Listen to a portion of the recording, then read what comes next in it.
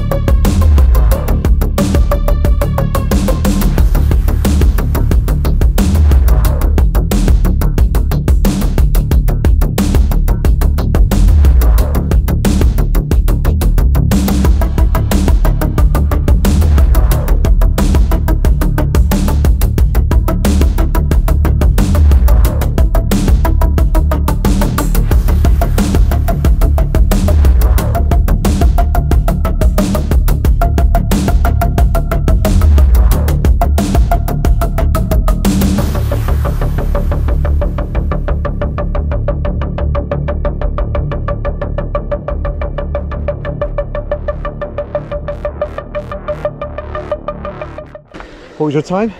23:27. Oh, what was your time? 21:32. Oh, just missed out on the sub. What was yours? 26:55. What did he do? 27:30. I don't know, I forgot to start my Garmin. Time trialling's a funny discipline in cycling, I think, because it's the simplest. It's just pure, isn't it? Essentially, it's you against the clock. You haven't got to think about tactics or what other riders are doing. It's just you and the bike and the road and the stopwatch.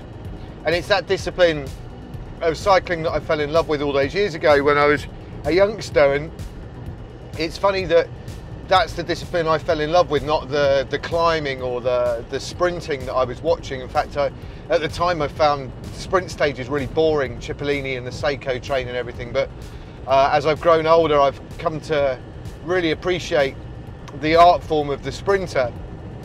But time trialling never really kind of goes away as something that I love, neither watching it or doing it. And watching the time trial stage today, it's really strange because if you've never done a time trial, I think it's quite hard to comprehend the sort of amount of stuff that goes on in a time trial. At least it does for me anyway.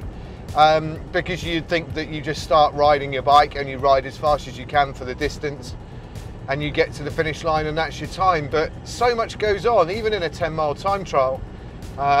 You know, the fastest riders are under 20 minutes and the slowest riders are somewhere around about 30 minutes. And in that short space of time, so much can go on, so much thought process. It could be about your cadence or your power or your gearing or your position, or it could be more existential stuff like, why am I doing this?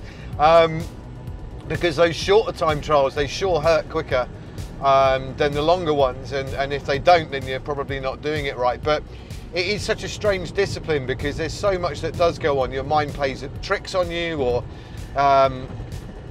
you sort of start not believing what your heart rate's doing or what your power numbers are telling you.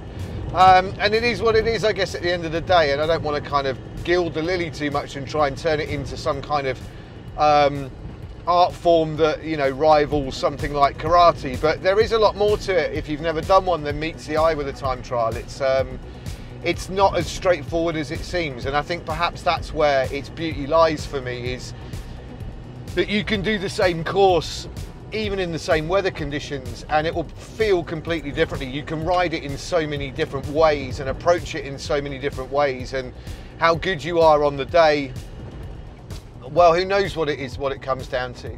And I guess consistency is something that comes with practice. And I have to admit tonight, if anything, I've come to the conclusion really that I'd really like to focus maybe in on the shorter time trials and really get my time down. I think my PB is like a short 23. Would that be right? Yeah, probably about a short 23.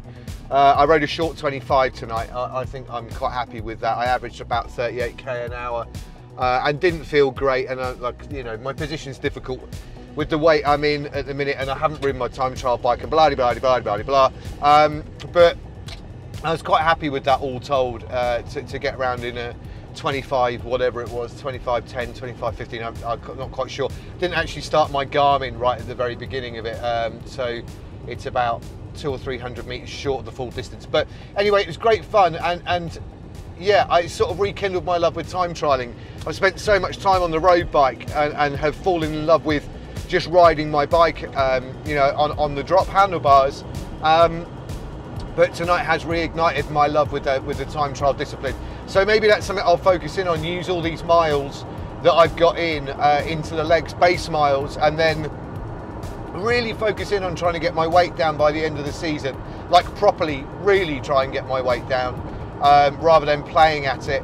And start working on some of the higher end and some torque, and just see maybe how fast I can get on the R1017 time trial course over at Raglan, and see if I can get my my 10-mile time trial PB this season.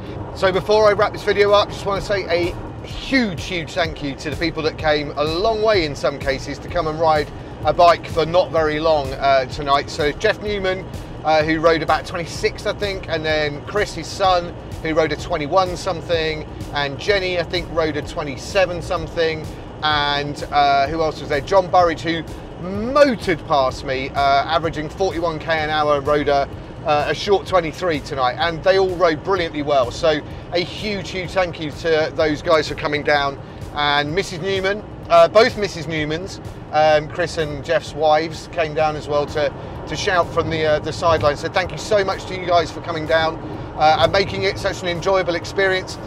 Tomorrow's stage is a short one. I think it's around about 90 kilometers, with about 600 meters of climbing.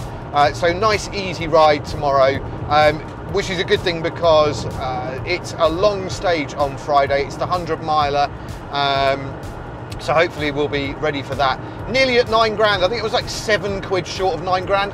One of you please just donate 7 quid, because it's doing my head in that we're that short of tipping into just having to try and find £1,000 from somewhere. And I will see you lot on tomorrow's video. Thanks for watching and have a good evening. Ta-ra.